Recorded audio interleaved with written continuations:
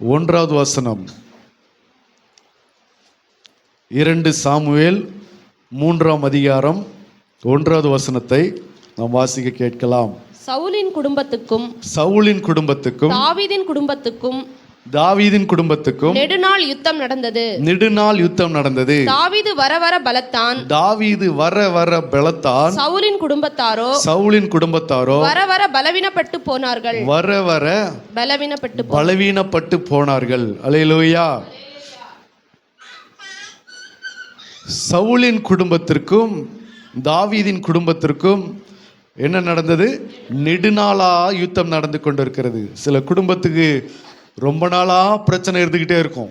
பக்கத்து வீட்டுக்கும் எதிர் வீட்டுக்கும், பக்கத்து வீட்டுக்கும் இப்படி பக்கத்தில் இருக்கிற ஏதோ நிலத்துக்கும், பக்கத்தில் இருக்கிற வீட்டுக்காரர்களுக்கும் நிலத்துக்காரர்களுக்கும் ரொம்ப நாளாக வரப்பு தகராறு பிரச்சனை, ரொம்ப நாளாக இடம் பிரச்சனை, ரொம்ப நாளாக ஏதோ ஒரு பிரச்சனைகள் நடந்து கொண்டே இருக்கும். அதுபோல தாவீது குடும்பத்துக்கும் சவுல் குடும்பத்துக்கும் நெடுநாளா என்ன நடந்தது?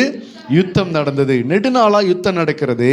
அதில் அந்த யுத்தத்தில் என்ன நடக்கிறது அப்படின்னா, தாவீது குடும்பம் யுத்தம் நடக்க அது பலப்பட்டு கொண்டே இருக்கிறது. அந்த குடும்பம் வளர்ச்சி அடைந்து கொண்டே இருக்கிறது.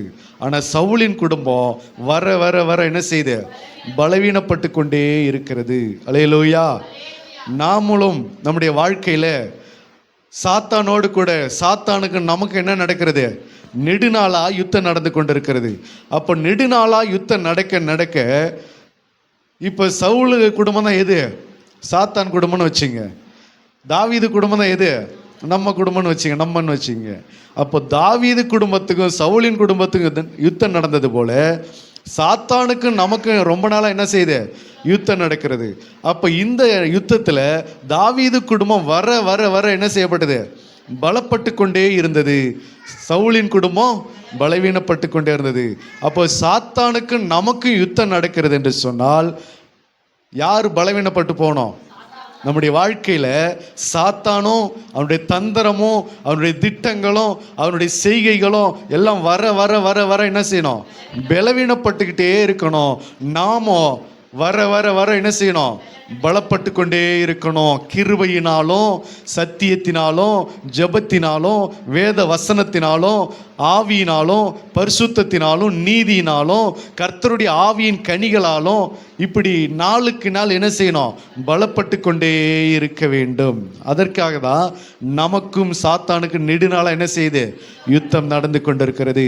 நம்முடைய வாழ்க்கையில் அவன் தான் என்ன செய்யப்படணும்? பலவீனப்பட்டு போகணுமே தவிர நம்ம என்ன செய்யக்கூடாது?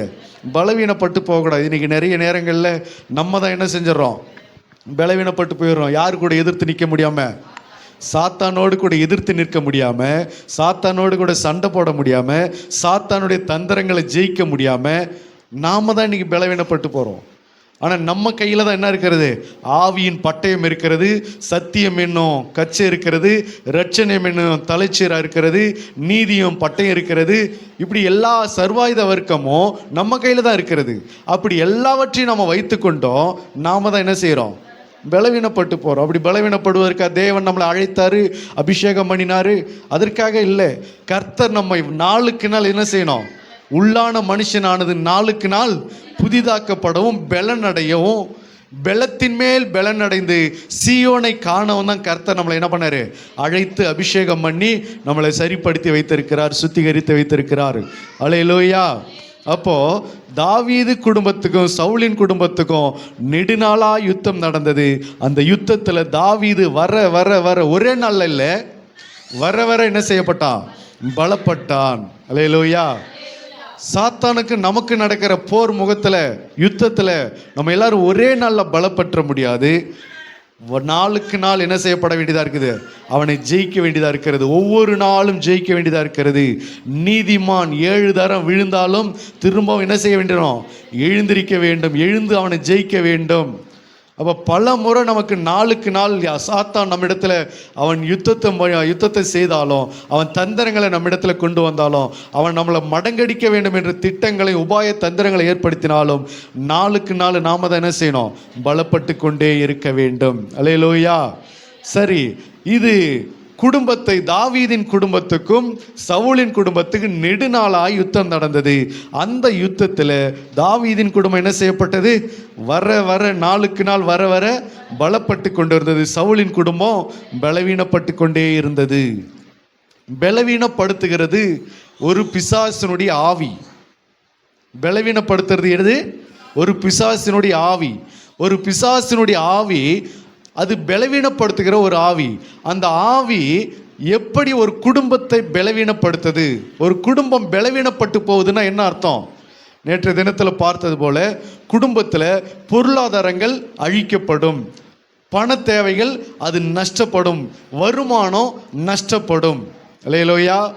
வருமானத்தில் பிரச்சனை உண்டாகும், தொழிலிலே நஷ்டம் உண்டாகும், குடும்பத்தில் பல பிரச்சனைகள், பல பிரிவினைகள், பல போராட்டங்கள், இப்படிப்பட்ட தொந்தரவுகள் நிறைய உருவாகி நல்லா இருந்த குடும்பம் என்னவாயிடும்? அப்படியே சரிந்து போய் காணப்படும். ஒரு காலத்தில் நல்லா இருக்கிற அந்த குடும்பம் அப்படியே நாளுக்கு நாள் என்ன செய்யும்? அப்படியே மெலிஞ்சு போய் சரிவடைஞ்சு அந்த குடும்பம் ஒன்றுத்துக்கு இல்லாமல் அப்படியே ஒரு மாதிரி தள்ளப்பட்டுரும். நடுத்தெருவில் நிற்கிறதுக்கு சமமாக அந்த குடும்பம் நிற்கப்படும். இதுதான் அந்த குடும்பம் என்ன செய்யப்படுது? பலவீனப்பட்டு போகிற ஒரு காரியங்கள். அப்போ இந்த பலவீனத்தை உண்டு பண்ணுகிறது எது என்று சொன்னால் அந்த குடும்பத்துக்குள்ளே காணப்படுகிற ஒரு பிசாசினுடைய ஆவிகள். அல்லேலூயா. அந்த குடும்பத்தில் இருக்கிற தொழிலை அது பலவீனப்பட செய்யும். அந்த குடும்பத்தில் இருக்கிற மனிதர்களை அது பலவீனப்பட செய்யும். அந்த குடும்பத்தை நலிவடைய செய்யும். அதுக்கு பேர் தான் குடும்பத்தில் பலவீனப்படுத்துவது, குடும்பத்தின் நிம்மதியை கெடுப்பது, குடும்பத்தில் வியாதியை கொண்டு வருவது, குடும்பத்தில் கடன் பிரச்சனை கொண்டு வருவது, குடும்பத்தில் கஷ்டங்களையும் பல கண்ணீர்களையும் வியாதிகளையும் தோல்விகளையும் அவமானத்தையும் கொண்டு வந்து அந்த குடும்பம் நாளுக்கு நாள் நலிவடைந்து கொண்டே இருக்கும். அப்போ அதுதான் அந்த குடும்பத்துக்கு பேர் என்னது? பலவீனப்பட்டு கொண்டிருக்கிறது. அப்போ அந்த குடும்பம் பலவீனப்பட்டு கொண்டிருப்பதற்கு காரணம் அந்த குடும்பத்துக்கு பின்னாடி ஒரு ஆவி செயல்படுகிறது, ஒரு கூட்டம் ஆவி செயல்படுகிறது. அல்லேலூயா. அப்போ ஒரு கூட்டம் ஆவி செயல்பட்டு அந்த குடும்பத்தை நாளுக்கு நாள் அது நலிவடைய செய்து அது பலவீனப்படுத்தி கொண்டே இருக்கும். அது அந்த குடும்பத்தாருக்கு அது என்ன பண்ணாது? தெரியாது, புரியாது. அவங்க என்ன நினச்சிக்கிட்டு இருப்பாங்க? நம்ம குடும்பத்துக்கு நேரம் சரியில்லை, பிள்ளைகளுக்கு நேரம் சரியில்லை, தொழிலில் நஷ்டம் வருது, யாரோ ஒரு சூனியம் வச்சுட்டான், யாரோ ஏதோ பண்ணிட்டாங்க அப்படின்னு சொல்லி அவங்க பயத்திலையும் பல இடங்களுக்கு ஓடி அலைந்து திரிந்து கொண்டிருப்பாங்க, வழி தெரியாமல் அலைந்து கொண்டிருப்பாங்க.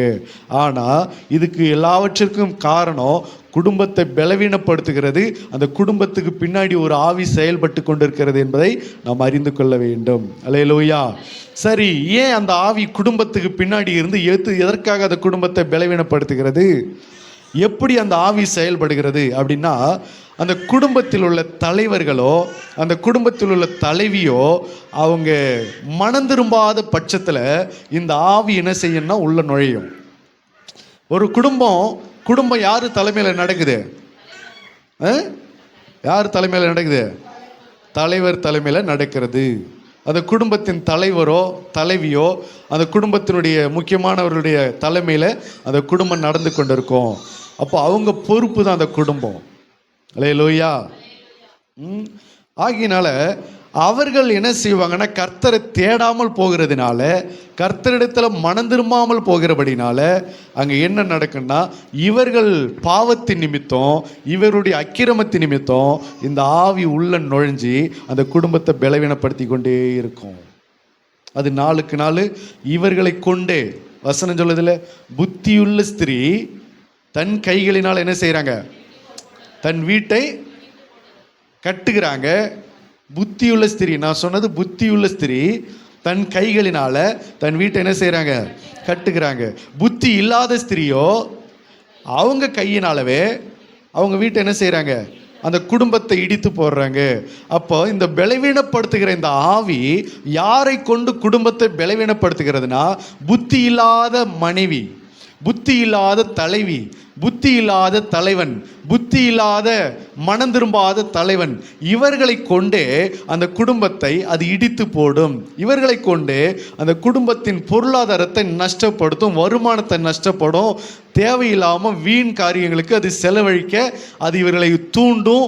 இவர்களும் அதை தெரியாமல் இப்படியெல்லாம் செய்து அந்த புத்தி இல்லாத காரியத்தினால அந்த குடும்பத்தை அவர்கள் கைகளினாலவே இடித்து போடுவாங்க. அப்போ இதுதான் அவர்களுக்கு பின்னாடி செயல்படுகிற அந்த பலவீனத்தின் ஆவிகள். அல்லேலூயா.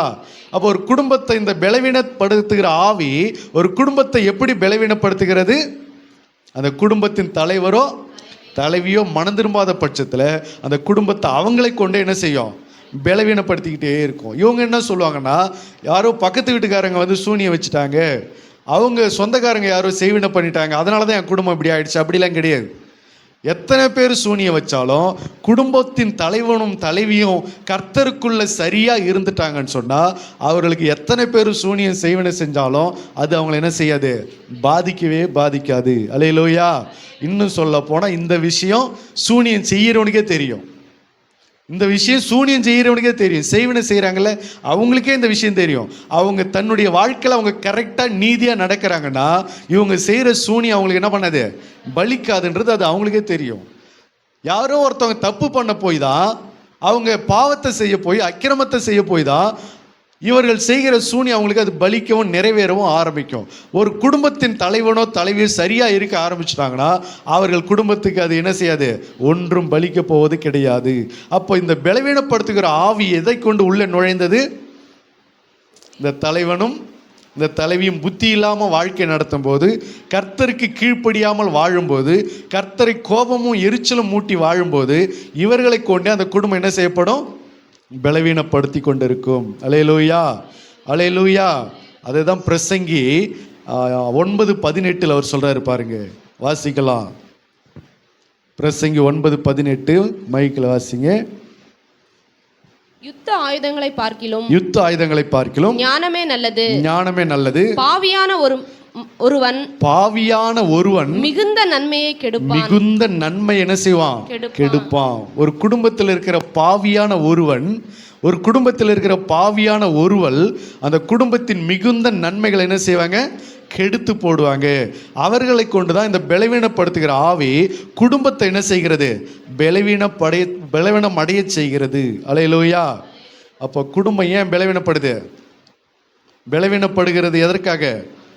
குடும்பத்தில் மனம் திரும்பாத கணவன் மனைவியினால குடும்பம் என்ன செய்யப்படுகிறது? பலவீனப்படுத்துகிறது. அல்லேலூயா. அவங்க மனம் திரும்பி இருந்தாங்கன்னு சொன்னா, தாவீதை போல கர்த்தருக்கு ஏற்றவர்களாக வாழ்ந்தாங்கன்னு சொன்னா குடும்பம் நாளுக்கு நாள் என்ன செய்யும்? பலப்படும்.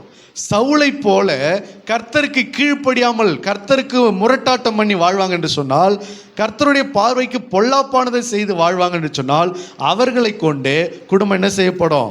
பலவீனமடைய செய்யும். இந்த பலவீனப்படுத்துகிற ஒரு ஆவி. அல்லேலூயா. அடுத்ததா பலவீனப்படுத்துகிற ஆவி குடும்பத்தில் அடுத்தது யாரை பலவீனப்படுத்துகிறது அப்படின்னு சொன்னா 1 பேதுரு 3:7 வாசிக்கலாம். 1 பேதுரு 3:7 வாசிங்க. அந்தபடியே புருஷர்களே மனைவியானவள் பலவீன பாண்டமா இருக்கிறபடியினால்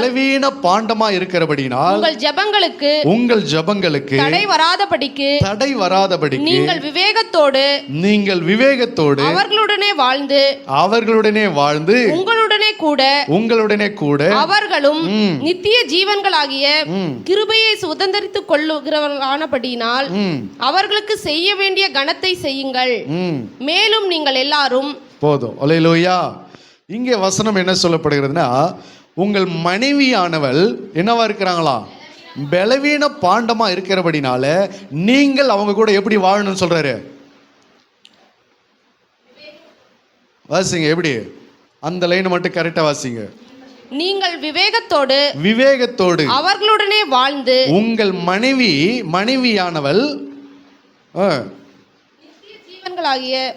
மனைவியானவள் பலவீன பாண்டமா இருக்கிறபடியினால் உங்கள் ஜெபங்களுக்கு தடை வராதபடிக்கு நீங்கள் விவேகத்தோடு அவர்களுடனே வாழ்ந்து. அல்லேலூயா. எதை வாசிக்கிறோம், எதை இப்போ தேவைன்றதை சரியா புரிஞ்சுக்கிட்டு வாசிக்க கற்றுக்கொள்ளணும். வாசிக்க சொன்னால் ஃபஸ்ட்லேருந்து ஃபுல்லாக வாசிக்கிறது, இல்லைன்னா கடைசியிலேருந்து ஃபுல்லாக வாசிக்கிறது, அப்படி இருக்கக்கூடாது. எந்த சென்டென்ஸு கரெக்டாக நமக்கு இப்போதைக்கு தேவையோ அவசியமோ, இப்போ நம்ம எதை பேசி கொண்டு இருக்கிறோமோ அந்த வார்த்தைகளை வாசிக்கணும். அல்லேலூயா. இது பலமுறை சொல்லியாச்சு, இன்னும் அந்த காரியத்தில் புரியல. அப்போ மனைவியானவள் பலவீன பாண்டமா இருக்கிறபடினால நீங்கள் புருஷர்களாகிய நீங்கள் அவரிடத்துல விவேகமாய் வாழ வேண்டும் என்று வேதம் சொல்லுகிறது. அல்லேலூயா. அடுத்தது, இந்த பலவீன ஆவி யாரை குடும்பத்தில் பலவீனப்படுத்துது? மனைவியானவளை பலவீனப்படுத்துகிறது. எப்படி அப்படின்னு சொன்னால் வாசிக்கலாம். 1 தீமோத்தேயு 2:14 வாசிங்க. 1 தீமோத்தேயு 2:14. மேலும் ஆதாம் வஞ்சிக்கப்படவில்லை, ஸ்திரீயானவளே வஞ்சிக்கப்பட்டு மீறுதலுக்கு உட்பட்டாள். யாரு வஞ்சிக்கப்படலையா? யாரு வஞ்சிக்கப்பட்டதா? ஒரு குடும்பத்துக்குள்ள ஆதாம் ஏவாள் இருக்கிறாங்க. புருஷனாகிய ஆதாம் வஞ்சிக்கப்படல, மனைவியான ஏவாள் என்ன செய்யப்பட்டாள்? வஞ்சிக்கப்பட்டால், மீறுதலுக்கு உட்பட்டாள். அல்லேலூயா. அப்போ பிசாசு சர்ப்பம் ஒரு குடும்பத்துக்குள்ள, ஆதாம் ஏவாள் குடும்பத்தில் முதல்ல யாரை போய் தொட்டுச்சு? மனைவியை தொட்டுச்சு. புருஷனாகிய ஆதாம் என்ன பண்ணல? தொடலை. அவனிடத்துல போய் வஞ்சனையை காண்பிக்கல. மனைவியாகிய ஏவாளை தான் என்ன செய்யப்படுது? அது வஞ்சித்து ஏமாற்றினது. அப்போ பிசாசுக்கு தெரியும் ஒரு குடும்பத்தில் யார் எளிதில் பலவீனப்படுவாங்க, யார் சீக்கிரத்தில் ஏமாறுவாங்க, யார் சீக்கிரத்தில் வஞ்சிக்கப்படுவாங்க, யார் சீக்கிரத்தில் விழுந்து போவாங்க, யார் சீக்கிரத்தில் நம்முடைய தந்திரங்களுக்கு அது உட்பட்டு, வஞ்சனைக்கு உட்பட்டு விழுந்து போவாங்க என்பது பிசாசுக்கு தெரியும். அதனால தான் எந்த குடும்பத்திலையும் முதல் குடும்பத்தில் யாரை போய் தொட்டான்? ஏவாளை, ஸ்திரீயானவளை வஞ்சனைக்கு உட்படுத்தினான். அல்லேலூயா. அதனால தான் இங்கே பவுல் எழுதுகிறார், உங்கள் மனைவி பலவீன பாண்டமாக இருக்கிறபடினால். ஏன் அவங்க பலவீன பாண்டம் அப்படின்னு சொன்னால், சரீரத்தின் பிரகாரம் மட்டுமல்ல, சரீரத்தில் ரொம்ப வீக்கு. ஆண்களை விட சரீரத்தில் பெண்கள் ரொம்ப சரீரத்தில் வீக்கு. அதனால கிடையாது. அவங்க சீக்கிரத்தில் என்ன செய்யப்பட்டாங்க? விழுந்து போனாங்க. சாத்தானுடைய தந்திரங்களை புரியாம, தேவனுடைய வார்த்தைக்கு கீழ்ப்படியாம, அவனுடைய வார்த்தைக்கு இசைந்து உடனே அவனுடைய வார்த்தைக்கு விழுந்து போனதுனால அது நிமித்தம் தான் முதலாவது சொல்லப்படுகிறது, ஸ்திரியானவள், மனைவியானவள் பலவீன பாண்டம் என்று சொல்லப்படுகிறது. அல்லேலூயா. பெண்களுக்கு இரக்க குணம் ரொம்ப ஜாஸ்தி, அன்பு குணம் ரொம்ப ஜாஸ்தி. இப்படிப்பட்ட சில குணங்கள் அவங்களுக்கு இருக்கிறதுனால இந்த மாதிரி குணங்களை பிசாசானவன் என்ன செய்கிறான்னா எடுத்து அவர்களை வஞ்சனைக்கு உட்படுத்துகிறான். அதனால தான் அவன் ஆதாமை போயிட்டு சந்தித்து பேசாமல் ஏவாளை சந்தித்து, இந்த தேவன் உங்களுக்கு சொன்ன காரியம் என்ன, அந்த பழத்தை புசிக்க வேண்டாம் என்று சொன்னாரோ, தோட்டத்தில் உள்ள எல்லா பழத்தையும் புசிக்க வேண்டாம் என்று சொன்னாரோ, அப்படியெல்லாம் பேசி அவளை நயமாய் வஞ்சித்து ஏமாற்றினது. அப்போ இதில் பலவீனப்பட்டு போனது யார்? மனைவி. அதனால தான் மனைவியானவள் பலவீன பாண்டம் என்று சொல்லுகிறது. ஆகவே பிசாசு ஒரு குடும்பத்தில் ரெண்டாவது யாரை பலவீனப்படுத்துகிறான்? மனைவியை பலவீனப்படுத்துகிறான். அல்லேலூயா. அது மட்டுமல்ல, ஆபிரகாமை பார்த்து ஆண்டவர் சொன்னார், நான் சொல்லுகிறேன், வசனம் சொல்லுகிறேன், வாசிக்க வேண்டாம். ஆதியாகமம் 15ஆம் அதிகாரத்தில் 3-4-5 வசனத்தில் நீங்கள் பார்த்தீங்கன்னு சொன்னால், கர்த்தர் ஆபிரகாமை பார்த்து என்ன சொல்லுவார்னா, உன்னுடைய சந்ததி வானத்து நட்சத்திரங்களைப் போல என்ன செய்யப்படும்? திரளாக இருக்கும் அப்படின்னு ஆண்டவர் ஆபிரகாமுக்கு வாக்குத்தத்தம் கொடுத்தார். 15ஆம் அதிகாரத்தில் உனக்கு சந்ததி வானத்து நட்சத்திரங்களைப் போல கடற்கரை மணலத்தனையாக இருக்கும் என்று சொல்லி ஆண்டவர் வாக்குத்தத்தம் கொடுக்கிறார் ஆபிரகாமுக்கு. 16ஆம் அதிகாரத்தில் 2வது வசனத்திலே சாராள் என்ன செய்கிறாங்கன்னா, என்னுடைய வேலைக்காரி ஆகார் என்ன பண்ணுங்க, திருமணம் பண்ணி கொள்ளுங்க, அவளாலவாவது என் குடும்பம் என்ன செய்யப்படட்டும், கட்டப்படட்டும் என்று சொல்லி உடனே ஆகாரை பிடிச்சி கல்யாணம் பண்ணி வச்சுட்டாங்க. பாருங்க, ஃபர்ஸ்ட்டு 15ஆம் அதிகாரத்தில் தான் கர்த்தர் இப்போ என்ன பண்ணாரு? வாக்குத்தத்தம் கொடுத்தாரு, உனக்கு பிள்ளைகள் பிறக்கும்னு வாக்குத்தத்தம் கொடுத்தாரு. உடனே பிசாசு சாராளை அர்ஜென்ட் பண்ணி, அவருடைய வாக்குத்தத்தத்துக்கெல்லாம் நீ காத்துன்னு இருக்காத, வயசாயிடுச்சு, இதுக்கு மேற்பட்டு நீ காத்திருந்து என்ன செய்ய போற அப்படின்னு சொல்லி உடனே அவளை ஆகார கல்யாணம் பண்ணி கொடுக்க சொல்லி சாராளை சாத்தான் என்ன பண்ணா? தூண்டினா. உடனே இந்த சாராளை அந்த அம்மா என்ன பண்ணாங்க? ஆகார கல்யாணம் பண்ணி கொடுத்து ஏற்பாடு பண்ணிட்டாங்க. உடனே இஸ்மாவேல் பிறந்தான். அல்லேலூயா. இப்போ கர்த்தர் வாக்குத்தத்தம் பண்ணினாருன்னு தெரிஞ்ச மாத்திரத்தில் சாரால் சீக்கிரமா துரிதமா ஒரு இன்னொரு கல்யாணத்தை பண்ணி வைக்கிறாங்கன்னா அப்ப இது எதனால வந்ததுக்கு? யாரால நடந்தது? இது சாத்தானால தூண்டப்பட்டு மனைவியானவள் அந்த தூண்டுதலுக்கு விழுந்து போனாள். அதனால தான் மனைவியானவள் பலவீன பாண்டம் என்று சொல்லப்படுகிறது. அல்லேலூயா. கர்த்தர் இப்போதானே வாக்குத்தத்தம் கொடுத்தாரு. அந்த வாக்குத்தத்தத்தை காத்திருக்கணுமா வேண்டாமா? உடனே சாரால் அர்ஜென்ட் பண்ணி ஆகார கல்யாணம் பண்ணி கொடுத்துட்டாங்க. இப்போ கர்த்தர் வாக்குத்தத்தம் பண்ணாருன்னு தெரிஞ்ச உடனே, கர்த்தர் செய்ய போறாருன்னு தெரிஞ்ச உடனே சாத்தான் என்ன செஞ்சிருவான்? உடனே வேற ஏற்பாடு பண்ணிடுவான். அல்லேலூயா. ஆண்டவர் ஒரு கர்ப்பத்தின் கனியை கொடுக்க போறாருன்னு தெரிஞ்ச உடனே சாத்தான் அவங்கள டைவர்ட் பண்ணி ஹாஸ்பிட்டலுக்கு அனுப்பிடுவான். சாத்தான் அவங்கள டைவர்ட் பண்ணி வேற எங்கேயாவது கோயிலுக்குள்ள சுத்துறதுக்கு அனுப்பிடுவான். அல்லேலூயா. எப்போ அவன் சாத்தான் துரிதமாக வேலை செய்கிறான்னா, ஆபிரகாமுடைய 75 வயசு வரைக்கும் சாரால் இந்த ஏற்பாடு பண்ணலை. கர்த்தர் எப்போ இந்த வாக்கு தத்தத்தை கொடுத்த பிறகுதான் அடுத்த அதிகாரத்தில் முதல் வசனத்தில் தொடங்கிட்டாங்க, வேற கல்யாணம் பண்ணிக்கோ. அல்லேலூயா. அப்போ இது எப்படி நடந்தது? மனைவி பலவீன பாண்டமாக இருக்கிறபடினால சாத்தான் அவனை என்ன செஞ்சா? துரிதமாய் வஞ்சித்து ஏமாற்றி ஆகாரை கல்யாணம் பண்ண வைத்தான். அல்லேலூயா. அப்போ இதிலிருந்து நாம் என்ன புரிந்து கொள்ளணும்? கர்த்தர் நமக்கு வாக்கு தத்தம் பண்ணிட்டாருன்னு தெரிஞ்ச உடனே சாத்தான் இப்போ என்ன பண்ணுவான்? வேற வழியில் வேற ஐடியா பண்ணி வேற ஏற்பாடு பண்ணி நம்மளை வேற டைரக்ஷனில் மாற்றி விட்டுருவான். அல்லேலூயா.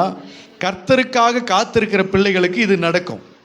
குழந்தைக்காக ஒருத்தவங்க காத்துன்னு இருக்காங்களா, உடனே டக்குன்னு சாத்தான் என்ன பண்ணுவான்? அவங்கள வேற டைரக்ஷனில் திருப்பிடுவான். திருமணத்துக்காக காத்துன்னு இருக்காங்களா, உடனே அவங்கள வேற டைரக்ஷனில் திருப்பிடுவான். வேற ஏதோ ஒரு நன்மைக்காக ஆசீர்வாதத்துக்காக காத்திருக்கிறாங்களா, உடனே அவங்கள வேற டைரக்ஷனில் திருப்பிடுவான். இதுதான் சாத்தானுடைய தந்திரம். அது யாரை கொண்டு அங்கே நடத்துகிறான் என்று சொன்னால் மனைவியானவளை கொண்டு. ஏனென்றால் அவள் பலவீன பாண்டமாக இருக்கிறபடினால டக்குன்னு பிசாசுக்கு இடம் கொடுத்துட்றாங்க. அல்லேலூயா. அதனால தான் எங்கே போனாலும் யாருக்கு பேய் பிடிச்சின்னு ஆடுது? பெண்களுக்கு பேய் பிடிச்சின்னு ஆடுறதுக்கு அதிக காரணம் என்னன்னு கேட்டால் இதுதான் ரீசன். ஆண்களுக்கு பேய் பிடிக்கலன்னு அர்த்தம் இல்லை.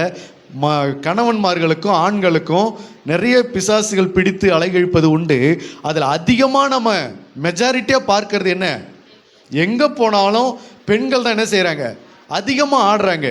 அவங்கள தான் நம்ம அதிகமாக பார்க்க முடிகிறது. இதுக்கு காரணம் என்னன்றா, அவங்க பலவீன பாண்டமாக இருக்கிறபடினால பிசாசானவன் அவர்களை எளிதில் பிடிச்சு அவர்களை அலைகழிக்க முயற்சி செய்கிறான்.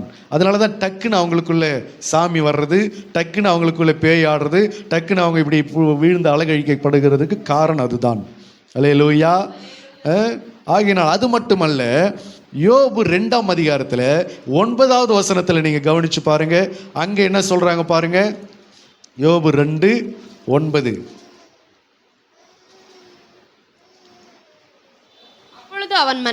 அப்பொழுது அவள் மனைவி அவனை பார்த்து, யோபுடைய மனைவி யோபுவை பார்த்து, நீர் இன்னும் உம்முடைய உத்தமத்தில் உறுதியாய் நிற்கிறீரோ, தேவனை தூஷித்து ஜீவனை விடும் என்றாள். அல்லேலூயா. யோபு பூமியில யாருமே இல்லாத உத்தமத்தில் யோபு வாழ்ந்து கொண்டிருக்கிறான். அவனை போல உத்தமன் பூமியில யாருமே இல்லையா? யோபு போல இல்லை என்று கர்த்தரே சாட்சி கொடுக்கிறார். அப்படிப்பட்ட ஒரு நீதிமானுடைய குடும்பத்தில், அப்படிப்பட்ட ஒரு உத்தமனுடைய குடும்பத்தில் அவன் மனைவி வந்து சீக்கிரமாக சொல்கிறாங்க, தேவனை தூஷித்து ஜீவனை விடும். எவ்வளோ ஈஸியாக சொல்லிட்டாங்க பாரு. தான் வாழ்க்கையே இழந்தாலும் பரவாயில்ல, நான் என் வாயினால் கூட கர்த்தர் என்ன செய்ய மாட்டேன், குறை சொல்ல மாட்டேன் என்று சொல்லி உத்தமனாக வாழ்ந்து கொண்டிருக்கிற யோபுவுக்கு மனைவி எப்படிப்பட்டவங்களா இருக்கிறாங்க சொல்லுங்க? டக்குன்னு தேவனை தூஷிக்க சொல்றாங்க. சீக்கிரமா தேவனை தூஷித்து ஜீவனை விட்டு செத்து போயான்றாங்க. அப்ப எந்த அளவுக்கு அவங்க பலவீனமா இருந்தால் இது எப்படி அப்படின்னு பார்த்தீங்கன்னா, முதல்ல ஆண்டவர் சாத்தானை பார்த்து சொல்லுவார், இவ்வளவு தூரம் யோபு சோதிச்ச பிறகு கூட யோபு இன்னும் தன்னுடைய உத்தமத்தில் என்ன பண்றான், உறுதியாய் நிற்கிறான்னு அதுக்கு முன்னாடி வசனத்தில் சொல்லியிருப்பாரு. இவ்வளவு தூரம் நீ யோபுவை நிர்மூலமாக்கும்படிக்கு நீ என்னை ஏவின போதிலும் யோபு தன் உத்தமத்தில் இன்னும் தன் உறுதியாய் நிற்கிறான் அப்படின்றாரு. உடனே மனைவி வந்து சொல்றாங்க, இன்னும் உம்முடைய உத்தமத்தில் உறுதியாய் நிற்கிறீரோ. இந்த வார்த்தை யார் கூட சொன்னது? கர்த்தர் சாத்தானை பார்த்து சொன்னார். யாரை பார்த்து சொன்ன? அந்த வசனத்தை வாசிங்க. வசனம் சொல்லிட்டு வாசிங்கம்மா. 8வது வசனம். கர்த்தர் சாத்தானை நோக்கி என் தாசனாகிய மோசேயின் யோபுவின் மேல் கவனம் வைத்தாயோ, உத்தமனும் சன்மார்க்கனும் தேவனுக்கு பயந்து பொல்லாப்புக்கு விலகருமாகிய அவனைப் போல பூமியில் ஒருவனும் இல்லை என்றார். அதற்கு சாத்தான் கர்த்தருக்கு பிரதியுத்தரமாக, சாரிமா 2ஆம் அதிகாரம் 3வது வசனம். யோபு 2ஆம் அதிகாரம் 3வது வசனம். அப்பொழுது கர்த்தர் சாத்தானை நோக்கி, நீ என் தாசனாகிய யோபு மேல் கவனம் வைத்தாயோ, உத்தமனும் சன்மார்க்கனும் தேவனுக்கு பயந்து பொல்லாப்புக்கு விலகருமான மனுஷனாகி அவனைப் போல் பூமியில் ஒருவனும் இல்லை, முகாந்தரம் இல்லாமல் அவனை நிர்மூலமாக்கும்படி நீ என்னை ஏவின போதிலும் அவன் இன்னும் தன் உத்தமத்திலே உறுதியாய் நிற்கிறான் என்றார். இன்னும் அவன் உத்தமத்தில் என்னவா இருக்கிறானா? உறுதியாய் நிற்கிறான். இது கர்த்தர் சாத்தானை நோக்கி சொன்ன விஷயம். இப்போ 9வது வசனத்துல, அப்பொழுது அவன் மனைவி அவனை பார்த்து, நீர் இன்னும் உம்முடைய உத்தமத்தில் உறுதியாய் நிற்கிறீரோ. இந்த வார்த்தை எங்கேயோ கேட்டது இருக்கு. எங்க கேட்டது? கர்த்தர் சாத்தான் இடத்துல சொன்ன வார்த்தை. யோபு மனைவிக்கு இது எப்படி தெரியும்? இந்த கரெக்டான இந்த வார்த்தை நல்லா நோட் பண்ணி பாருங்க. நீர் இன்னும் உம்முடைய உத்தமத்தில் உறுதியாய் நிற்கிறீரோ அப்படின்னு சொன்ன வார்த்தை யோபு மனைவிக்கு எப்படி இது தெரிஞ்சது? கரெக்டாக அதே வார்த்தை கொண்டு வந்து பயன்படுத்துகிறாங்க. நீர் இன்னும் உம்முடைய உத்தமத்தில் உறுதியாய் நிற்கிறீரோ, தேவனை தூஷித்து ஜீவனை விடும். அப்போ பாருங்க, யோபு பலவீனமாக இங்கே இல்லை, யோபுடைய மனைவி என்னவா இருக்கிறாங்க? பலவீனமாக இருக்கிறதுனால தான் பரலோகத்தில் தேவன் சாத்தானை பார்த்து சொன்ன விஷயத்த யார் இடத்துல வந்து பேசுறது? யோபு மனைவி யோபு பார்த்து சொல்கிறாங்க, நீர் இன்னும் உடைய உத்தமத்தில் உறுதியாக நிற்கிறீர், தேவனை தூஷித்து ஜீவனை விடும். அப்போ இவ்வளோ பெரிய உத்தமனுக்கு மனைவி எப்படிப்பட்டவங்களா இருக்கிறாங்க? பலவீன பாண்டமாக இருக்கிறாங்க. அப்போ பிசாசானவன் அடுத்தது குடும்பத்தில் யாரை பலவீனப்படுத்துகிறான்? மனைவியானவளை என்ன செய்கிறான்? பலவீனப்படுத்துகிறான். அல்லேலூயா. ஆதாம் ஏவாள்னு வரும்போது அங்கே யாரை பலவீனப்படுத்தினான்? ஏவாளை வஞ்சித்து மீறுதலுக்கு உட்படுத்தினான். ஆபிரகாம் சாராள்னு வரும்போது யாரை வாக்கு தத்தத்துக்கு காத்திருக்காம உடனே வேற கல்யாணம் பண்ண சொன்னது? சாராளை இப்படிப்பட்ட காரியத்தில் உட்படுத்தினான். யோபு மனைவி வரும்போது தேவனை தூஷிக்கிற விஷயத்தில் யார் உடனே பலவீனப்பட்டு போனது? யோபு மனைவி பலவீனப்பட்டு போனால். இதுபோல நிறைய காரியங்கள் வேதாகமத்தில் உண்டு. அப்போ சாத்தான் குடும்பத்தில் அடுத்தது யாரை பலவீனப்படுத்த பார்க்கிறா? மனைவியை. ஒன்று புருஷனை பலவீனப்படுத்த பார்க்கிறா, இல்லைன்னா மனைவியை பலவீனப்படுத்த பார்க்கிறா. இந்த 2 பேரை பலவீனப்படுத்தியாச்சுன்னா குடும்பம் என்ன செய்யப்படும்? பலவீனப்பட்டு விடும். அல்லேலூயா, அல்லேலூயா. அதுதான் சாத்தான் குடும்பத்தை பலவீனப்படுத்துகிறதற்கு இவர்களை எல்லாம் அவன் பயன்படுத்துகிற விதங்கள். அடுத்தது சாத்தான் எதை குடும்பத்தில் பலவீனப்படுத்துகிறான்? லூக்கா 13ஆம் அதிகாரம் 11-12 வாசிக்கலாம். அப்பொழுது 18 வருஷமாய் பலவீனப்படுத்தும் ஆவியை கொண்ட ஒரு ஸ்திரீ அங்கே இருந்தாள். அவள் எவ்வளவும் நிமிரக்கூடாத கூனியாய் இருந்தாள். இயேசு அவளை கண்டு தம்மிடத்தில் அழைத்து, ஸ்திரீயே, உன் வசனத்தை வாசிங்க. 11வது வசனம். அப்பொழுது 18 வருஷமாய் பலவீனப்படுத்தும் ஆவியை கொண்ட ஒரு ஸ்திரீ அங்கே இருந்தாள். பலவீனப்படுத்தும் ஆவியை கொண்ட. அல்லேலூயா. பலவீன வியாதியோடு இல்லை, பலவீனத்தோடு அங்கே ஒரு ஸ்திரீ இருந்தாள் என்று சொல்லவில்லை. பலவீனப்படுத்துகிற ஒரு ஆவியை உடைய ஒரு ஸ்திரீ அங்கே இருந்தாள். அப்போ இந்த பலவீனப்படுத்துகிற ஆவி அடுத்தது எதை பலவீனப்படுத்துகிறது என்று சொன்னால், சரீரத்தை என்ன செய்கிறது? பலவீனப்படுத்துகிறது. முதலாவது குடும்பத்தை பலவீனப்படுத்துகிறது. 2வது குடும்பத்தில் மனைவியை பலவீனப்படுத்துகிறது. அடுத்ததாக குடும்பத்தில் என்ன செய்கிறது? அந்த சரீரத்தை பலவீனப்படுத்துகிறது. 18 வருஷமா நிமிர முடியாம அவளை கூனி குறுகி போக வைக்க, அவளை குனிந்தே நடக்க வைக்க, குனிந்தே வாழ வைக்க, அவளை நிமிரக்கூடாதபடிக்கு அவளை பலவீனப்படுத்தி கொண்டிருக்கிறது இந்த பிசாசு. இது ஒரு ஆவி. அதுதான் சொன்னேன். இது பலவீனப்படுத்துகிறது என்ன என்று சொன்னால் அது ஒரு ஆவி. அந்த ஆவியினுடைய வேலை என்ன அப்படின்னு கேட்டால் குடும்பத்தை பலவீனப்படுத்துவது. எப்படியெல்லாம் குடும்பத்தை பலவீனப்படுத்த முடியுமோ அப்படியெல்லாம் பலவீனப்படுத்துவது, கணவனை பலவீனப்படுத்துவது, மனைவியை பலவீனப்படுத்துவது, இதையெல்லாம் தாண்டி சரீரத்தை என்ன செய்கிறது? பலவீனப்படுத்துகிறது. சரீரத்தை அப்படியே ஒரு மந்த நிலையிலே என்ன பண்ணிட்டு இருக்குது? வைத்து கொண்டிருப்பது. அல்லேலூயா. அப்போ எப்படி இந்த சரீரத்தை அது பலவீனப்படுத்துகிறது என்று சொன்னால் பாவத்தினாலவும் சாபத்தினாலவும் குடும்பத்தை என்ன செய்யுது? சரீரத்தை பலவீனப்படுத்துகிறது. அப்போ பாவத்தினாலும் சாபத்தினாலும் சில வியாதிகளை உள்ளே கொண்டு வந்து, சில பலவீனத்தை உள்ளே கொண்டு வந்து அந்த சரீரத்தை அது என்ன செய்யுது? பலவீனப்படுத்துவது. அல்லேலூயா. ஏதாவது ஒரு வியாதி கொண்டு வந்துடுறது. ஏதாவது ஒரு வியாதி கொண்டு வந்து சரீரத்தில் வச்சு அந்த வியாதி நிமித்தம் அவர்கள் நாளுக்கு நாள் என்ன செய்வாங்கன்னா பலவீனப்பட்டு கொண்டே இருப்பாங்க. ஒரு வியாதியை உள்ளே கொண்டு வருவது, அந்த ஒரு வியாதியை வச்சு அடுத்தடுத்த வியாதி உள்ள அப்படியே என்ன பண்ணணும்? இன்க்ரீஸ் பண்ணிக்கிட்டே இருக்கும். அதனால் அந்த சரீரம் என்ன செய்யப்படும்னா பலவீனப்பட்டு கொண்டே இருக்கும். எப்படி அப்படின்னு சொன்னால் ஒரு வியாதியை உனக்குள்ளே கொண்டாந்து வச்சாச்சுன்னா உனக்கு விசுவாசம் வராது, கவலை தான் ஜாஸ்தி ஆகிடும், மனசில் சோர்வு அதிகம் வந்துடும், உன் மனசில் பயம் வந்துடும், இருதயத்தில் பயம் வந்துடும். என்ன பயம்? நம்ம சாக போகிறோம், நம்ம செத்துற போகிறோம், அவ்வளோதான் அப்படின்னு சொல்லி அந்த பலவீனத்தின் நிமித்தம் உனக்குள்ள ஒரு பயம் உண்டாகும். அப்போ அந்த பயத்தை வச்சு அடுத்த இன்னொரு வியாதி அதன் மூலமாக கொண்டு வர்றது, அடுத்தது இன்னொரு வியாதி கொண்டு வருவது, அப்படியே உன்னை கொஞ்சம் கொஞ்சமாக பலவீனப்படுத்தி உன்னை அப்படியே தேங்கி கட்டில் கிடையாக்கி உன்னை கடைசியில் மரணத்தில் தள்ளுவது. அப்போ சரீரத்தை பலவீனப்படுத்தி வியாதியை கொண்டு வந்து அந்த சரீரத்தை என்ன செய்கிறது? பலவீனப்படுத்து. இதற்கு காரணம் பாவமும் மீறுதலும் அக்கிரமமும். அல்லேலூயா. அதனால தான் சொல்லப்படுகிறது பாவம் செய்கிற ஆத்துமா சாகும் என்று சொன்னார். ஆகையினால பாவத்தின் சம்பளம் மரணம், இச்சையானது கர்ப்பம் தரித்து பாவத்தை பிறப்பிக்கும், பாவம் பூரணமாகும் போது மரணத்தை பிறப்பிக்கும். அப்போ இந்த ஆவி சரீரத்துக்குள்ள வந்து சரீரத்தை பாவத்தின் நிமித்தம் வந்து சரீரத்தை என்ன செய்கிறது? பலவீனப்படுத்துகிறது. அல்லேலூயா. அது மட்டுமல்ல, சரீரத்தை நம்ம சரியாக கவனிக்கலனாலவே அந்த சரீரத்தை அது என்ன செய்யும்? அது பலவீனம் அடைய செய்யும். சரீரத்தில் பாவம் இல்லை, ஆனால் சரீரத்தை நம்ம கவனிக்காமல் விடுறோம்ல. எப்படி கவனிக்காமல் விடுறோம்? ஏன்? அது கர்த்தர் கொடுத்த சரீரம், கர்த்தர் கொடுத்த ஆரோக்கியம், கர்த்தர் கொடுத்த சுகம். இந்த சுகத்தையும் இந்த பலத்தையும் பாவத்துக்காக பயன்படுத்தலைனாலும் கர்த்தருக்காக நீ பயன்படுத்தலைனாலவே அதில் என்ன வரும்? பிரச்சனை வரும். இந்த சரீரத்தை நீ சோம்பலாக வச்சுருந்தாலே பிரச்சனை வரும்.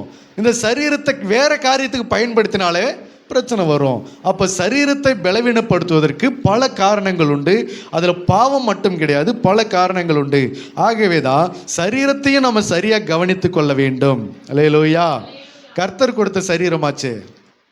ஒருத்தவங்க நமக்கு ஒரு கிஃப்ட் ஒருத்தவங்க கொடுக்குறாங்க. அந்த கிஃப்ட்டை நம்ம உதாசீனப்படுத்தணும்னா யாருக்கு வலிக்கும்? கொடுத்தவங்களுக்கு அது வலிக்கும். ஒருத்தவங்க கல்யாணத்துக்கு ஒரு கிஃப்ட் கொடுக்குறாங்க, அவங்க முன்னாடி அந்த கிஃப்ட்டை தூக்கி வாசலில் போடுறோம்னா, தூக்கி குப்பையில் போடுறோம்னா அந்த கிஃப்ட்டை கொடுத்தவங்களுக்கு எப்படி இருக்கும்? இவங்களுக்கு போயிட்டு இந்த கிஃப்ட்டு செஞ்ச மாதிரி அப்படின்னு சொல்லி அவங்க மனசு வருத்தப்படும். அப்போ நமக்கு இந்த சரீரத்தை கர்த்தர் கொடுத்தது, நமக்கு தேவன் கொடுத்த ஒரு கிஃப்ட் இது. நம்ம கிஃப்ட்டுன்னா எதை மட்டும் தான் சொல்லுவோம்? பிள்ளைகளை மட்டும் கிஃப்ட்டுன்னு சொல்லுவோம். நம்முடைய ஆசீர்வாதத்தை கர்த்தர் கொடுத்த கிஃப்ட்டுன்னு சொல்லுவோம். நமக்கு ஏதாவது ஆண்டவர் நன்மை செஞ்சார்னா, இல்லை வேலை கொடுத்தாருனா, ஒரு வருமானத்தை கொடுத்தாருன்னா அதை கிஃப்ட்டுன்னு சொல்லுவோம். ஆனால் அதை தாண்டி முதலாவது அவர் நமக்கு கொடுத்த கிஃப்ட் என்னது? நமக்கு சரீரத்தை கொடுத்தார் பாரு, நமக்கு ஒரு அமைப்பை கொடுத்தார் பாரு, தம்முடைய சாயலில் நம்மளை உருவாக்கினார் பாரு. இதை விட பெரிய கிஃப்ட் என்ன இருக்குது? அதுக்கு ரெண்டாவது இந்த சரீரம் ரட்சிக்கப்படுவதற்காக அவர் தம்முடைய ஜீவனையே கொடுத்தார் பாரு. இந்த ஆத்துமா ரட்சிக்கப்படுவதற்காக தம்முடைய ஜீவனையை கொடுத்தார் பாரு. இதை விட பெரிய கிஃப்ட் என்ன இருக்குது? அப்போ இந்த ஆத்துமாவுக்காக, இந்த சரீரத்தின் ரட்சிப்புக்காக தேவன் கொடுத்த அந்த கிருபையை நம்ம உதாசீனப்படுத்துகிறோம் என்று சொன்னால் அங்கே பிசாசு என்ன செய்யப்படும்? அது பிடித்து கொள்ளும். அது பிடித்து இந்த சரீரத்தை அது என்ன செய்யும்? பலவீனப்படுத்தும். அல்லேலூயா. இன்னொரு விதத்தில் சரீரத்தை பலவீனப்படுத்துகிறதுக்கு ஒரு காரணம் உண்டு. எப்படி என்று சொன்னால் வாசிக்கலாம். 2 கொரிந்தியர் 12ஆம் அதிகாரம் 7, 8, 9. எப்படி அவன் பலவீனப்படுத்துகிறான், எதனால பலவீனப்படுத்துகிறான், கர்த்தர் ஏன் அதை அனுமதிக்கிறார் என்பதை பார்க்கலாம். அன்றியும் எனக்கு வெளிப்படுத்தப்பட்டவைகளுக்குரிய மேன்மையின் நிமித்தம் நான் என்னை உயர்த்தாதபடிக்கு என் மாம்சத்திலே ஒரு முள் கொடுக்கப்பட்டிருக்கிறது. என்னை நான் உயர்த்தாதபடிக்கு அது என்னை குட்டும் சாத்தானுடைய தூதனாய் இருக்கிறது. அது என்னை விட்டு நீங்கும்படிக்கு நான் 3 தரம் கர்த்தரிடத்தில் வேண்டிக் கொண்டேன். அதற்கு அவர் என் கிருபை உனக்கு போதும், பலவீனத்தில் என் பலன் பூரணமாய் விளங்கும் என்றார். உன்னுடைய பலவீனத்தில என்னுடைய பலம் பூரணமாய் விளங்கும். பவுலுக்கு ஒரு பலவீனம். அது என்ன பலவீனம், எதனால வந்தது அப்படின்னா, அவருடைய சரீரத்தில் ஒரு முள்ளு கொடுக்கப்பட்டது என்று அவர் சொல்லுகிறார். அந்த முள்ளு எதற்காக கொடுக்கப்பட்டது என்று சொன்னால், என்னை நான் உயர்த்தாதபடிக்கு அது என்னை குட்டும் சாத்தானுடைய தூதனா இருக்கிறது. அது எனக்கு ஒரு சரீரத்தில் அது ஒரு பலவீனமாக இருக்கிறது. என் சரீரத்தை அது பலவீனப்படுத்தி கொண்டிருக்கிறது. அதனால் அந்த பலவீனம் என்னை விட்டு நீங்கும்படிக்கு நான் கர்த்தரிடத்தில் 3 தரம் ஜெபித்தேன்.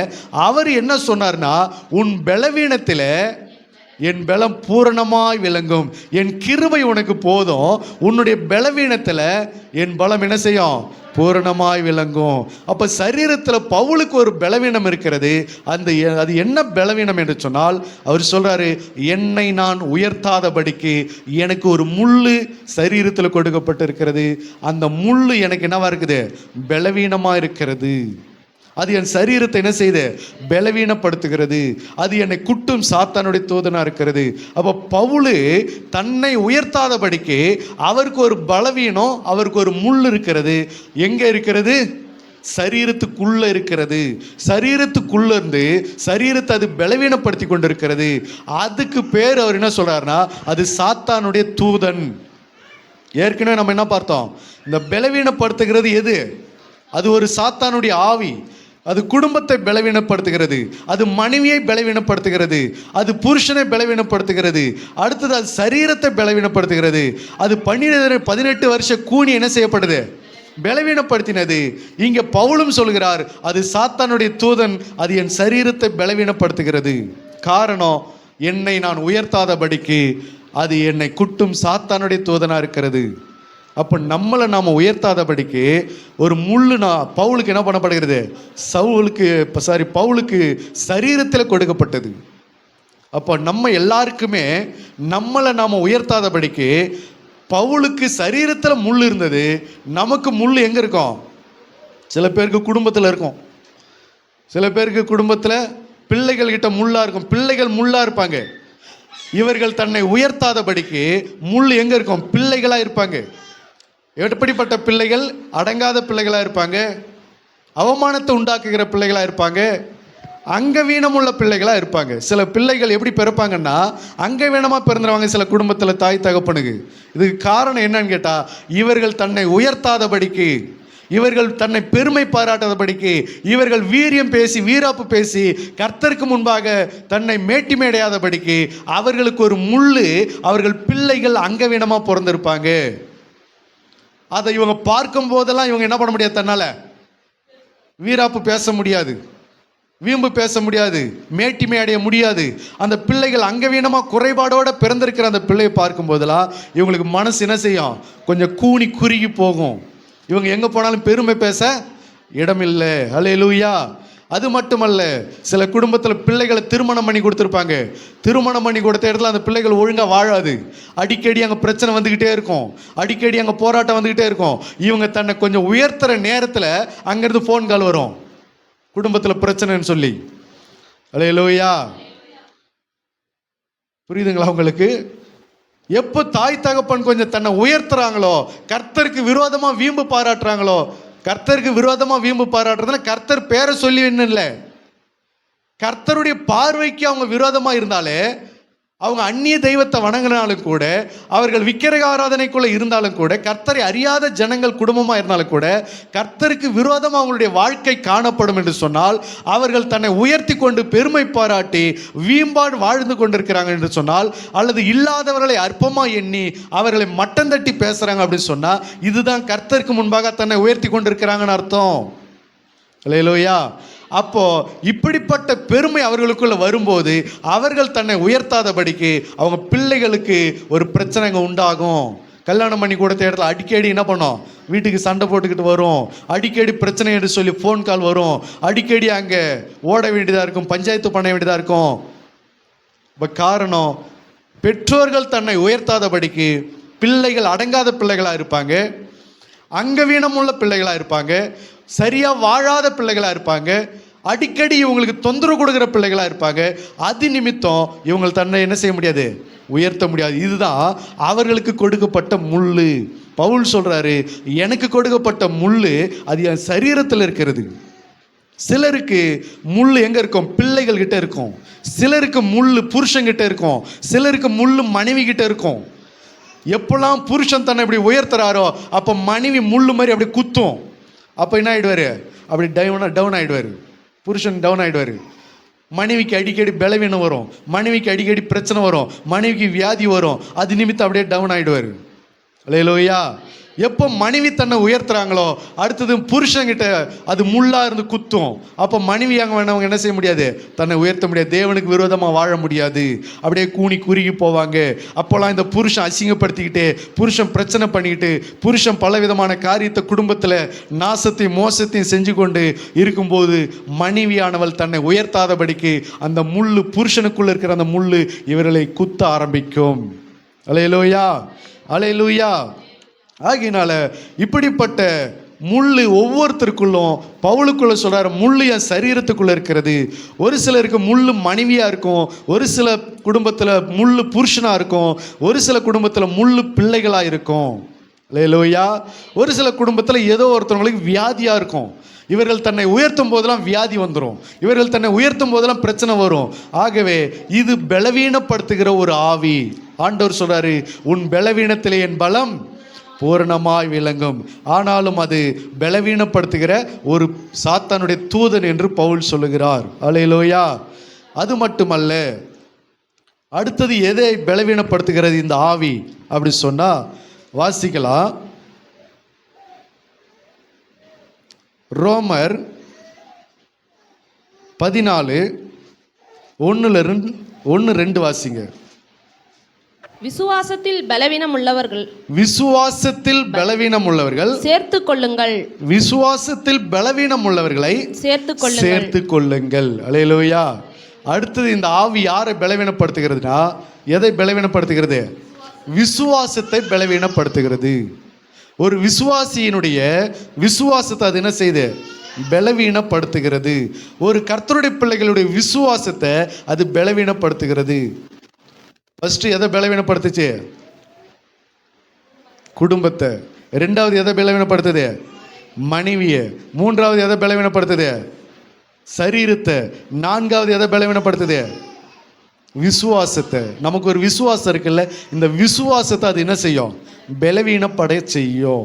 அப்படின்னா என்ன அர்த்தம்னா, எப்படி அது பலவீனப்பட செய்யும்னா, ஒரு காரியத்தை ஏற்றுக்கொண்டு இன்னொரு காரியத்தை ஏற்றுக்கொள்ளலைன்னா அங்கே நம்மளுடைய விசுவாசம் எப்படி இருக்குதுன்னு அர்த்தம், பலவீனமாக இருக்கிறது என்று அர்த்தம். அல்லேலூயா. அந்த வசனத்தை முழுசா வாசிங்க. விசுவாசத்தில் பலவீனம் உள்ளவனை, விசுவாசத்தில் பலவீனம் உள்ளவனை சேர்த்துக் கொள்ளுங்கள். ஆனாலும் அவனுடைய மன ஐயங்களை குற்றமாய் நிர்ணயிக்காமல் இருங்கள். ஒருவன் எந்த பதார்த்தத்தையும் புசிக்கலாம் என்று நம்புகிறான். பல பலவீனனோ மரக்கரிகளை மாத்திரம் புசிக்கிறான். அல்லேலூயா. விசுவாசத்துல பலவீனப்படுத்துவது என்றால் என்ன அப்படின்னா, கறி சாப்பிட்டா நம்முடைய விசுவாசம் போயிடும், நம்முடைய பரிசுத்தம் போயிடும். நான்வெஜ் சாப்பிட்டா நம்முடைய பரிசுத்தம் போயிடும் அப்படின்னு சில பேர் நினைக்கிறாங்க. அப்படின்னா அவர்களை சொல்லுகிறது, அவர்கள் விசுவாசத்தில் என்னவா இருக்கிறாங்க, பலவீனமாக இருக்கிறாங்க என்று சொல்லப்படுகிறது. அல்லேலூயா, அல்லேலூயா. என்னவா இருக்கிறாங்க, விசுவாசம். அதாவது ஒன்றை ஏற்றுக்கொண்டு இன்னொன்றை ஏற்றுக்கொள்ளாமல் இருப்பது அவர்கள் விசுவாசத்தில் பலவீனமாக இருக்கிறாங்க என்று அர்த்தம். கர்த்தருடைய கிறிஸ்தவங்களை நீங்கள் பாருங்கள், ஒரு விஷயம் அவங்க கரெக்டாக இருக்கும், சில விஷயங்கள் அவங்க என்ன பண்ணுவாங்க, அவங்களால ஏற்றுக்கொள்ள மனது இருக்காது. அது கேட்டால் அவங்களுக்கு அது தப்பாக தெரியும். அதுதான் உதாரணம் சொல்கிறாரு. ஒருத்தவன் எல்லாத்தையும் சாப்பிடலான்னு ஒருத்தன் சொல்றான். ஒருத்தவங்க என்ன சொல்றாங்க, விசுவாசத்தில் பலவீனம் உள்ளவர்களோ மரக்கறிகளை மாத்திரம் புசிப்பேன் என்று சொல்கிறார். இவர்களை பலவீனம் உள்ளவர்கள், விசுவாசத்தில் பலவீனம் உள்ளவர்கள். மரக்கறிகள் என்றால் என்ன? மரக்கறிகள் அடுப்பு கறியா? காய்கறிகள், வெஜிடபிள்ஸ். அப்போ இந்த மரக்கறிகளை, மரத்தில் காய்க்கிறது, அது நான்வெஜ் கிடையாது, அது வெஜிடேரியன், சைவம். அசைவம் கிடையாது, சைவம். அப்போ இந்த மரக்கறிகளை ஏன் அப்படின்னு கேட்டால், அவங்க என்ன நினைக்கிறாங்கன்னா விசுவாசத்தில், இதெல்லாம் சாப்பிட்டா கர்த்தருக்கு பிரியம் இல்லாமல் போயிடும். சில பேர் என்ன நினைக்கிறாங்க, இன்றைக்கும் முட்டை சாப்பிட மாட்டேன், கறி சாப்பிட மாட்டேன், மீன் சாப்பிட மாட்டேன், எங்கள் வீட்டில் நான்வெஜ் எடுக்க மாட்டேன். ஏன் எடுத்தா என்ன ஆகிடும், எங்கள் வீட்டில் இருக்கிற குல தெய்வத்துக்கு, நாங்கள் கும்பிட்ற தெய்வத்துக்கு அது வெளியில் போயிடும் அப்படி என்று சொல்லி அவர்கள் தன்னை இப்படி நினைக்கிறாங்க, இப்படி விசுவாசிக்கிறாங்க. அப்போ கர்த்தரிடத்தில் அப்படி விசுவாசிப்பதற்கு ஒன்று கிடையாது. கர்த்தர் எதை எதை எதிர்பார்க்குறாரு? வாய்க்குள்ளே போகிறது மனுஷனை தீட்டுப்படுத்தாது, வாயிலிருந்து புறப்படுகிறதே மனுஷனை என்ன செய்யும், தீட்டுப்படுத்து என்று சொல்றாரு. நீ வாயினால புசிப்பது உன்னை தீட்டுப்படுத்த போறது கிடையாது. நீ கறி சாப்பிட்றியோ, முட்டை சாப்பிட்றியோ, மீன் சாப்பிட்றியோ, அது உன்னை தீட்டுப்படுத்த போறது கிடையாது. உன் பக்தி அது கெடுக்க போறது கிடையாது, உன் பரிசுத்தத்தை அது குலைக்க போறது கிடையாது. ஆனால் நீ கெட்ட வார்த்தை பேசும்போது, மற்றவர்களிடத்துல நீ ஏதாவது தப்பான வார்த்தைகளை விடும்போது, கோபம் கொண்டு பாவம் செய்யும் போது தான் உன் வாயிலிருந்து புறப்படுகிறது தான் உன்னை என்ன செய்யும், உன்னையும் உன் இருதயத்தையும் உன் பரிசுத்தத்தையும் தீட்டுப்படுத்தும். அப்போ அவர்கள் என்ன நினைக்கிறாங்கன்னா, கறி சாப்பிட்டா தீட்டாயிடுவோம், மீன் சாப்பிட்டா தீட்டாயிடுவோம், பரிசுத்தம் கெட்டு போயிடும் அப்படின்னு நினைக்கிறாங்கல்ல. இவர்களை கொண்டு அவர்களை என்ன சொல்கிறதுனா, அவர்கள் விசுவாசத்தில் பலவீனம் உள்ளவர்கள். அல்லேலூயா. அப்படி அவங்க விசுவாசத்தில் பலவீனமாக இருந்தாலும் கூட அவங்கள நீங்கள் என்ன பண்ணாதீங்க, தப்பாக நினைக்காதீங்க. அவர்களை மன ஐயங்களை நீங்கள் குற்றமாக என்ன பண்ணாதீங்க, தீர்க்காதீங்க, நிர்ணயிக்காதீங்க. அவங்க விசுவாசத்தில் அப்படி பலவீனமாக இருக்கிறதுனால அப்படி சொல்கிறாங்க. அதுக்காக அவங்களுக்கு நீங்கள் ஆர்குமெண்ட் பண்ணிக்கின்னு, நீங்கள் அவங்க கூட வாதாடிக்கின்னு, இல்லை நீங்கள் கறி சாப்பிட்டே தான் ஆகணும்னு சொல்லிட்டு அவங்க கூட என்ன பண்ணாத, வாக்குவாதம் பண்ணாத. அவர்களை நீங்கள் குற்றமாகவும் நினைக்காதீங்க, அவர்களை விடுங்க அப்படின்றாரு. ஏன் அப்படின்னா, அவங்களுக்காகவும் கர்த்தர் என்ன பண்ணியிருக்காரு, ரத்தம் சிந்திருக்கிறாரு என்று சொல்கிறார். அல்லேலூயா. அப்போ விசுவாசத்தை இது பலவீனப்படுத்தும். சில பேர் நீங்கள் பார்த்தீங்கன்னு சொன்னால் எப்பவுமே கம்முன்னு இருப்பாங்க, முறைச்சிக்கிட்டே இருப்பாங்க, சைலண்ட்டாக இருப்பாங்க. நம்மளாம் ஜாலியாக பேசி சிரிச்சா கூட அவங்க சிரிக்க மாட்டாங்க. என்ன காரணம்னா, சிரிக்கிறதே பாவம்னு நினைக்கிறவங்க. சிரிச்சிட்டாலே பாவம் அல்லது அது பரியாசம் அப்படின்னு நினச்சி சிரிக்கவே மாட்டாங்க. நீ என்ன பண்ணிப்பாரு, சிரிச்சிக்கவே மாட்டாங்க, கம்முன்னு இருப்பாங்க. அல்லேலூயா. சில புதுசாக வர விசுவாசிங்களா பாஸ்டருடைய ஐக்கியத்தில் வந்தாங்கன்னு சொன்னால், பாஸ்டர்கள்லாம் என்ன பண்ணுவாங்கன்னா, எல்லாம் ஜாலியாக பேசி சிரிச்சிங்கன்னு ஊழியத்தில் சபையில் நடக்கிற விசுவாசிகளுக்குள்ளே நடக்கிற காரியங்களை பேசி ஜாலியாக ஏதாவது சொல்லிக்கிட்டு இருப்பாங்க. அப்போ இந்த புதுசாக வர ஆள், புதுசாக வர ஊழியத்துக்கு வரவங்க புதுசாக யாராவது வந்தாங்கன்னா கம்முன்னு இருப்பாங்க. என்ன ரீசன் கேட்டால், என்ன பாஸ்டர் எல்லாம் பரியாசம் பண்ணி சிரிக்கிறாங்க, என்ன இவங்களாம் ஜாலியாக சிரிக்கிறாங்க. அப்போ இவங்க என்ன நினைக்கிறாங்கன்னா, பரிசுத்தம்னால சிரிக்கவே கூடாது, கம்முன்னு இருக்கணும் அப்படின்னு நினைக்கிறது. நிறைய ஊழியக்காரங்களும் அப்படி உண்டு. அல்லேலூயா. அப்போ சிரிக்கிறதே பாவம் நினைக்கிறாங்கன்னா அவங்க என்னவா இருக்கிறாங்க, விசுவாசத்தில் பலவீனமாக இருக்கிறாங்க. சிரிக்கிறதே பரியாசம் நினைக்கிறாங்கன்னா அவர்கள் விசுவாசத்தில் பலவீனமாக இருக்கிறாங்க என்று அர்த்தம். அப்போ பிசாசானவன் என்ன செய்கிறான்னா, விசுவாசத்தில் ஒன்றை ஏற்றுக்கொண்டு இன்னொன்றை ஏற்றுக்கொள்ளாமல் உங்கள் இருதயத்தை அவன் தடைப்படுத்தி வைப்பான் என்று சொன்னால் அதற்கு பேர் தான் விசுவாசத்தை என்ன செய்வது, பலவீனப்படுத்துவது. அல்லேலூயா. அதுக்கு தான் வேதம் சொல்லுங்க. ரோமர் 4:19 வாசிங்க. ரோமர் 4:19. அவன் விசுவாசத்திலே பலவீனமாய் இருக்கவில்லை. ஆபிரகாமை குறித்து சொல்கிறது. அவன் விசுவாசத்திலே பலவீனமாய் இருக்கவில்லை. அவன் ஏறக்குறைய 100 வயதுள்ளவனாய் இருக்கும் பொழுது, ஆபிரகாம் சரீரத்துல தான் பலவீனமா இருந்தானே தவிர எதில் பலவீனமா இல்ல, விசுவாசத்தில் பலவீனமா இல்லை. அல்லேலூயா. நமக்கும் தேவன் கொடுக்கிற காரியம் என்ன அப்படின்னா, நம்ம சரீரத்தில் பலவீனமாக இருந்தாலும் கூட விசுவாசத்தில் என்னவா இருக்கக்கூடாது, பலவீனமாக இருக்கக்கூடாது. அல்லேலூயா. இந்த பலவீனப்படுத்துகிற ஆவி என்ன அப்படின்னு சொன்னால், அது ஒரு அமலேக்கியனுடைய ஆவி. பலவீனப்படுத்துகிறது எந்த ஆவி, அது ஒரு பிசாசின் ஆவி, அது அமலேக்கிய ஆவி என்று வேதம் சொல்கிறது. இந்த அமலேக்கிய ஆவி என்ன செய்யும் அப்படின்னா, உபாகமம் 25:18 வாசிங்க.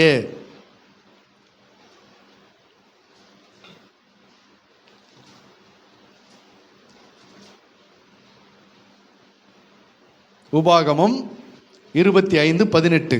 நீ இளைத்து விடாதிருக்கையில் நீ இளைத்து விடாய்த்திருக்கையில் பின்வருகிற உன் பாளையத்தில் உள்ள பலவீனரை எல்லாம் வெட்டினான் என்பதை நினைத்திரு. அல்லேலூயா. இது ஒரு அமலேக்கிய ஆவி. இந்த அமலேக்கியர்கள் என்ன செஞ்சாங்கன்னா, இஸ்ரவேல் ஜனங்கள் எகிப்திலிருந்து புறப்பட்டு வரும்போது அவர்கள் விடாய்த்திருக்கையில்னா தண்ணீர் தாகத்தினால, பசியினால, தாகத்தினால ரொம்ப சோர்ந்து போய் அவங்க பலவீனப்படுகிற ஒரு கண்டிஷன்ல அந்த நேரம் பார்த்து அவர்கள் என்ன செஞ்சாங்க, இந்த அமலேக்கிய வெட்டினான் என்று ஆண்டவர் சொல்கிறார். அப்போ பலவீனனை வெட்டுகிற ஆவி எந்த ஆவி? அமலேக்கி ஆவி. அது ஒரு பிசாசின் ஆவி. அப்போ நம்மை பலவீனப்படுத்தி நம்மை விழ வைப்பது இந்த பலவீனப்படுத்துகிற இந்த பிசாசின் ஆவி. அல்லேலூயா. அடுத்தது அவன் எதை பலவீனப்படுத்துகிறான்? 1 கொரிந்தியர் 8:7 வாசிக்கலாம்.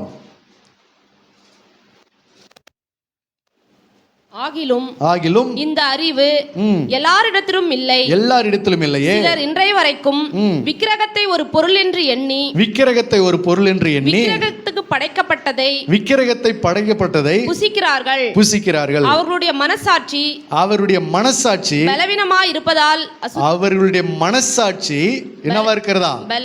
பலவீனமாய் இருக்கிறது என்று வேதம் சொல்கிறது. அடுத்தது எதை பலவீனப்படுத்துகிறது? இது மனசாட்சியை பலவீனப்படுத்துகிறது. உன் விசுவாசத்தை பலவீனப்படுத்துவது. நல்லா விசுவாசிப்ப, உன் விசுவாசத்தில் கொஞ்சம் பலவீனத்தை உண்டாக்கியாச்சுன்னா நீ டல் ஆகிடுவ, விசுவாசம் குறைஞ்சி போயிடும். அப்போ விசுவாசத்தில் பலவீனப்படுத்திட்டு அதையே நீ ஜெயிச்சுட்டு தாண்டிட்டனா உன் மனசாட்சியை பலவீனப்படுத்துவது. உன் மனசாட்சியில் ஒரு நல்ல நிலைவரமான ஒரு ஸ்ட்ராங்காக இருக்க முடியாது. உன் மனசாட்சியை பலவீனப்படுத்திக்கிட்டே இருக்கிறது. என்னது? எப்படி பலவீனப்படுத்துவது? ஒன்று குற்றப்படுத்துவது, மனசை குற்றப்படுத்துவது, மனசாட்சியை பலவீனப்படுத்துவது, குற்ற மனசாட்சியை உண்டாக்குவது. நீ எல்லாம் இதுக்கு தகுதியே இல்லை, நீ ஜெபம் பண்ணாலும் கேட்காது, நீ எல்லாம் ஆண்டவர்கிட்ட ஜெபம் பண்ணவே தகுதி கிடையாது ஆளு, நீ ஆண்டவர்கிட்ட நீ எல்லாம் இதெல்லாம் செய்ய முடியாது, நீ போக முடியாது, நீ வாங்க முடியாது அப்படின்னு சொல்லி விசுவாசத்தை பலவீனப்படுத்துவதும் அல்லாமல் உன்னுடைய மனசாட்சியை குற்றப்படுத்தி உன்னை பலவீனப்படுத்துவது.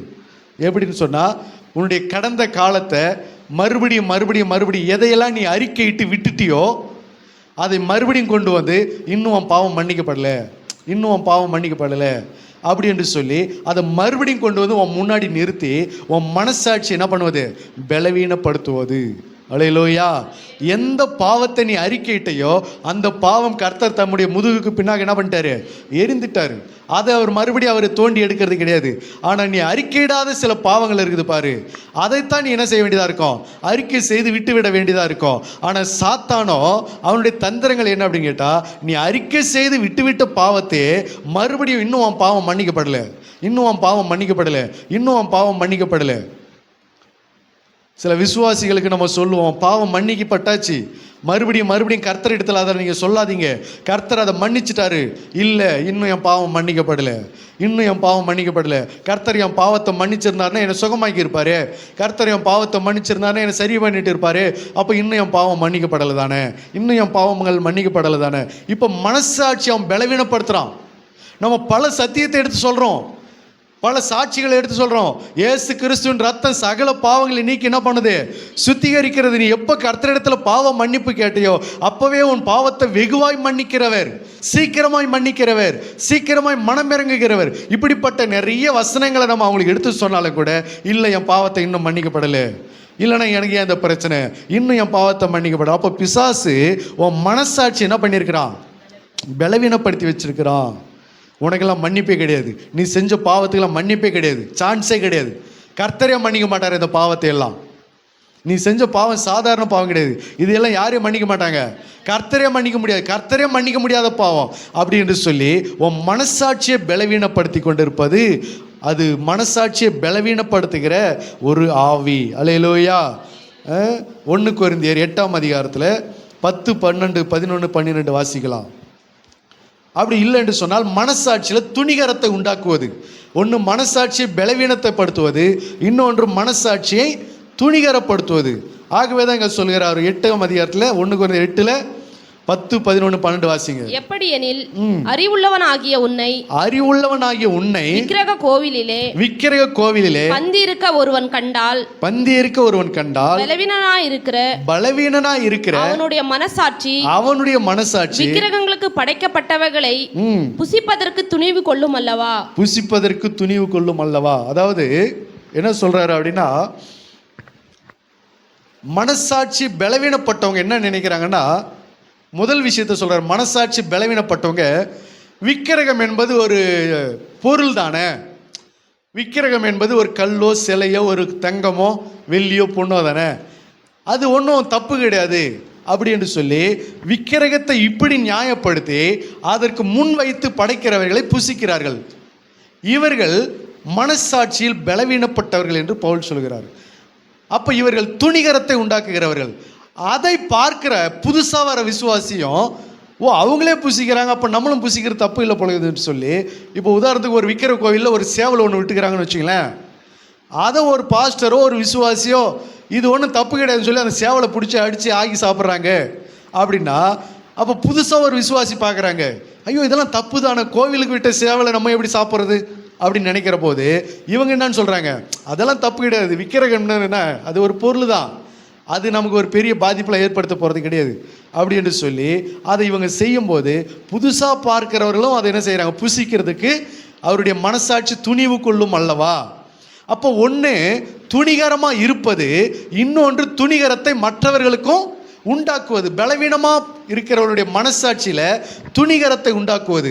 அப்போ ரெண்டு பேருமே மனசாட்சியில் என்னவா இருக்கிறாங்க, பலவீனப்பட்டு இருக்கிறாங்க என்று அர்த்தம். அல்லேலூயா. ஆகவே தான் இவர்களை மனசாட்சியில் பலவீனப்படுத்தி இந்த பிசாசு பாவத்தில் விழ வைப்பது. ஆகவே நம்முடைய மனசாட்சியில் பிசாசு என்ன செய்கிறான், பலவீனப்படுத்துகிறான். முதல்ல எங்கே பலவீனப்படுத்துகிறான், எதில், குடும்பத்தை பலவீனப்படுத்துகிறான். ரெண்டாவது மனைவி என்ன செய்கிறான், குடும்பத்தில் மனைவியை பலவீனப்படுத்துகிறான். அடுத்தது சரீரத்தை பலவீனப்படுத்துகிறான். அடுத்தது விசுவாசத்தை பலவீனப்படுத்துகிறான். அடுத்தது என்ன செய்கிறான், மனசாட்சியை பலவீனப்படுத்துகிறான். ஆகினால இப்படிப்பட்ட காரியங்கள் அது ஒரு பலவீனப்படுத்துகிற ஒரு ஆவி.